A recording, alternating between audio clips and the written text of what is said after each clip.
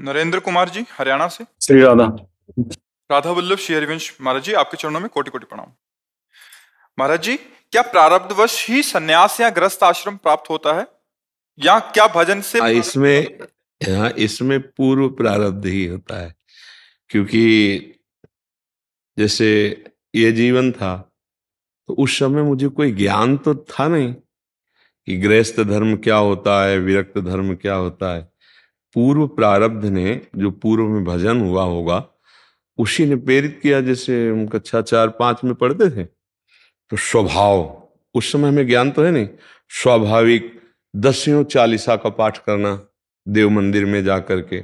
जब कक्षा 8 में आए तो बार बार ये चिंतन होना, माँ का शरीर नहीं रहेगा, पिता का शरीर नहीं रहेगा, इन सब का आखिरकार मेरा प्यारा कौन है, हम किससे प्रेम करें, ये तो सब जाने वाला है। अब ये कौन विचार दे रहा था। फिर कक्षा 9 में जब थे तो गांव में भागवत हुई।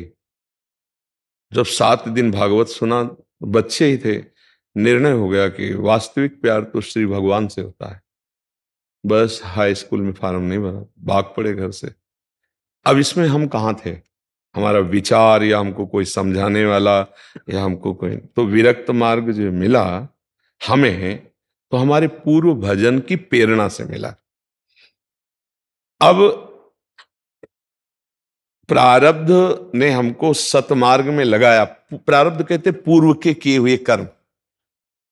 अब हम अगर इस जन्म में असत कर्म करने लगे, विचार हुए, भगवत मार्ग में आए, और तीव्रता बढ़ी, अब मुझे भगवत प्राप्ति करनी है, संतों का सानिध्य मिला तो जो आग चिंगारी थी वो ज्वाला बन गई, अब मुझे भगवत प्राप्ति। ऐसे ही पूर्व का मलिन प्रारब्ध, ऐसे मित्र बना दिए जो पापाचरण में की शिक्षा दी, वो पापाचरण की चिंगारी डाली और ज्वाला बन गए, भयंकर वो दुष्ट स्वभाव वाले कुल राक्षसी वृत्ति को धारण कर लिए।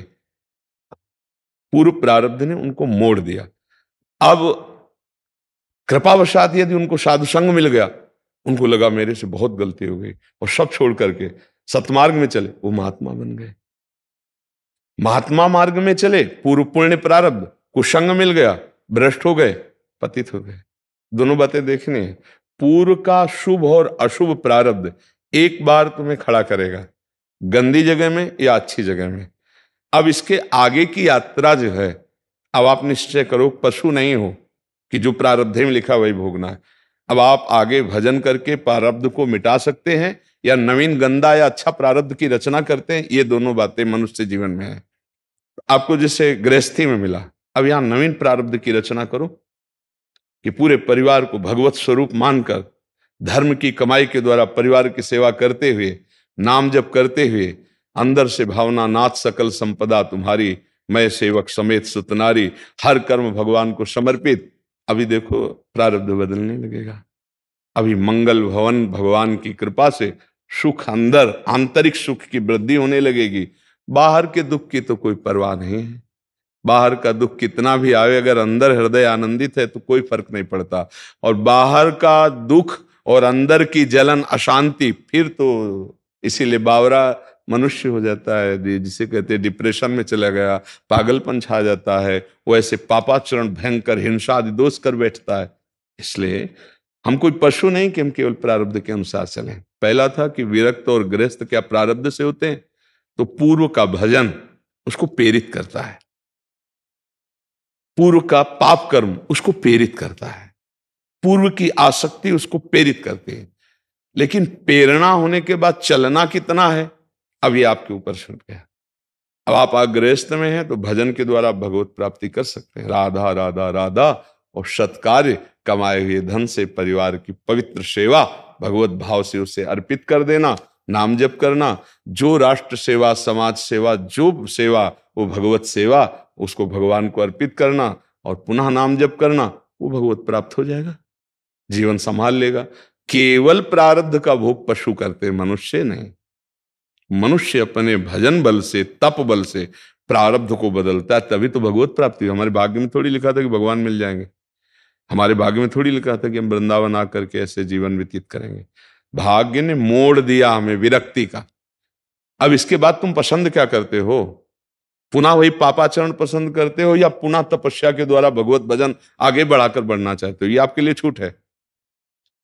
अब अगर आपने शास्त्र सम्मत आचरण किए तो उन्नति हो जाएगी, शास्त्र विरुद्ध आचरण किए तो अवनति हो जाएगी।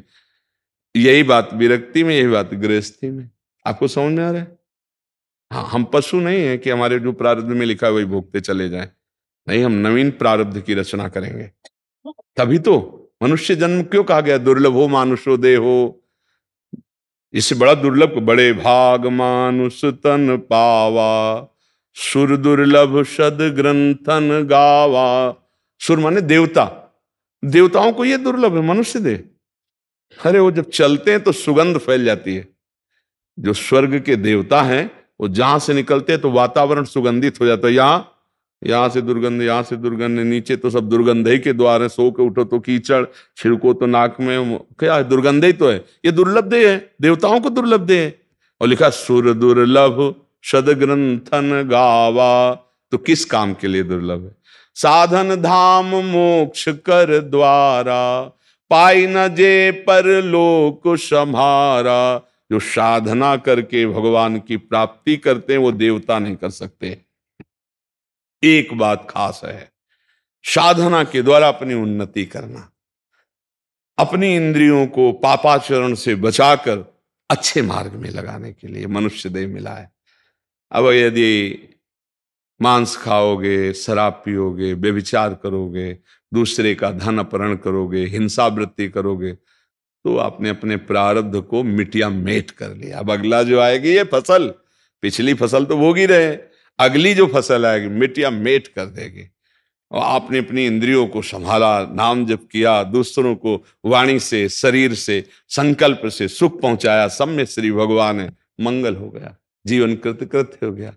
ये बात समझना है। हमारा मनुष्य जीवन बड़ा दुर्लभ है। कल एक प्रश्नकर्ता से यही बात हुई, वो कह रहे थे कि सबसे बड़ा पछतावा क्या है, प्रश्न किया था, यही पछतावा है, पूरा जीवन निकल गया और कमाई एक पैसा की नहीं कर पाए। देखो, इस देश का नियम है, इसका नाम मृत्यु लोक है, अलग अलग होता है। इस देश का एक भी पैसा, एक भी सामग्री, एक भी रिश्ता, यहां तक कि शरीर भी यहीं छुड़वा लिया जाता है, छूट जाता है ना। अब संग जाता है जो पाप कर्म करते हो या जो पुण्य कर्म करते हो या जो नाम जप करते हो। पाप पुण्य कर्म दोनों नाशवान है। पुण्य कर्म सुख भोगा के नष्ट हो जाएगा, पाप कर्म दुख भोगा के नष्ट हो जाएगा, लेकिन भजन अविनाशी है। इसीलिए कबीरदास जी कह रहे, कबीरा सब जग निर्धना, धनवंता नहीं कोई, धनवंता सोई जानिए जाके राम नाम धन। यदि आपने नाम जप कर लिया तो आपको पछतावा नहीं रहेगा, अगर नाम जप नहीं किया तो पछतावा रहेगा। पुण्य कर्म तुम्हें बचा नहीं पाएंगे, नाम जप बचाएगा, भगवान नाम जप कर।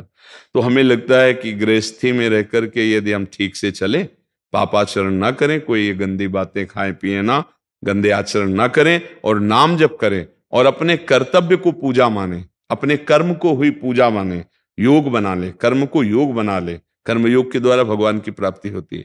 पक्का हमारा प्रारब्ध क्षीण हो जाएगा और नवीन भाग्य की रचना हुई, भगवान से मिलन हो जाएगा। ये दुखालय संसार से हटकर महान सुख में निमग्न हो जाएंगे। समझ आ रहे जी।